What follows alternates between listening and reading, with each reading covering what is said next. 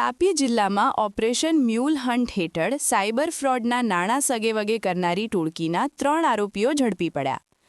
તાપી જિલ્લામાં operation mule hunt અંતર્ગત cyber crime પોલીસે મોટી સફળતા મેળવી છે. ભારત સરકારના 14C એટલે કે Indian cyber crime coordination centre દિલ્હીની માહિતી આધારે હાથ ધરાયેલી તપાસમાં આઈસીઆઈસીઆઈ બેંકના 2 મ્યુલ એકાઉન્ટોમાંથી 2,78,00,000થી વધુ રકમના સાયબર ફ્રોડ ટ્રાન્ઝેક્શન થયેલા બહાર આવ્યા. પોલીસે આ રેકેટમાં સંકળાયેલા કુલ 3 આરોપીઓને ઝડપ્યા છે. Vishalkumar Rajendrabhai Gamit, railway station Rani Amba Songadh, Nisarg Anilbhai Gamit, Sainagar society complex Vankalvel Songadh, Johnson Hirabhai Gamit, Keliya ફળિયું ગામ અગાસવણ. ત્રણેય આરોપીઓ 20% કમિશન પર બેંક એકાઉન્ટ ભાડેથી આપી સાયબર ગેંગને ફ્રોડના નાણાં સગેવગે કરવામાં મદદ કરતા હતા. આ એકાઉન્ટો સામે દેશભરમાં 15 જેટલી સાયબર ફ્રોડ ઓનલાઈન ફરિયાદો પણ નોંધાયેલ છે. આંતરરાજ્ય સાયબર ટોળકીને સપોર્ટ કરનાર આ ગેંગનો તાપી સાયબર ક્રાઇમ પોલીસ દ્વારા પર્દાફાશ કરવામાં આવ્યો છે. પોલીસે આરોપીઓને અટક કરી કાયદેસરની કાર્યવાહી શરૂ કરી છે અને વધુ તપાસ ચાલુ છે.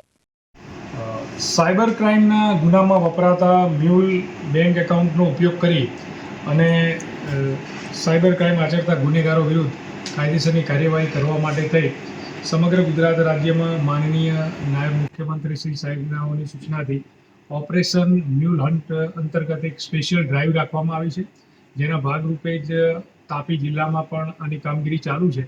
અને સરકારશ્રીના જે પોર્ટલ ઉપરથી તાપી જિલ્લામાંથી જે મ્યુલ એકાઉન્ટનો ઉપયોગ થયો છે એ એકાઉન્ટોની વિગતો અમે અમારી સાયબર ક્રાઇમની ટીમને ચકાસતા હતા, ત્યારે તાપી જિલ્લાની વ્યારા ખાતેની આઈસીઆઈસીઆઈ બેંકના એક ખાતામાં કેટલાક શંકાસ્પદ વ્યવહારો ધ્યાનમાં આવતા તેમાં ઊંડાણપૂર્વક તપાસ કરતા તેમાં એવી માહિતી મળી હતી કે એ ખાતામાંથી 1,45,00,000 રૂપિયાના સસ્પિશિયસ ટ્રાન્ઝેક્શન મળ્યા છે.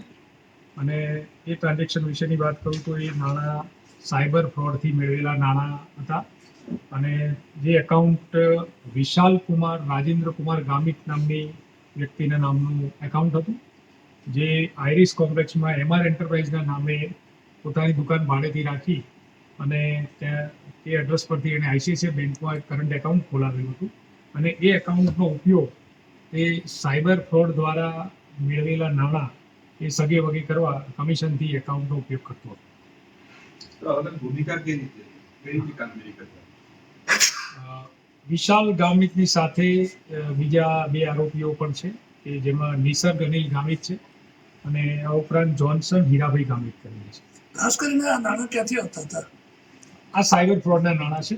હું આપને વિશેષમાં કહું કે વિશાલ ગામિતના એકાઉન્ટની અમે તપાસ કરતા જે 1,45,00,000ના ટ્રાન્ઝેક્શનની વિગત મળી છે. તો આ ઉપરાંત વિશાલ ગામિતના આ એકાઉન્ટનો ઉપયોગ બાબતે ઉત્તર પ્રદેશમાં પણ ગુનો નોંધાયેલો છે અને ગુજરાતના બાવળા પોલીસ સ્ટેશન ખાતે પણ એક ગુનો નોંધાયેલો છે.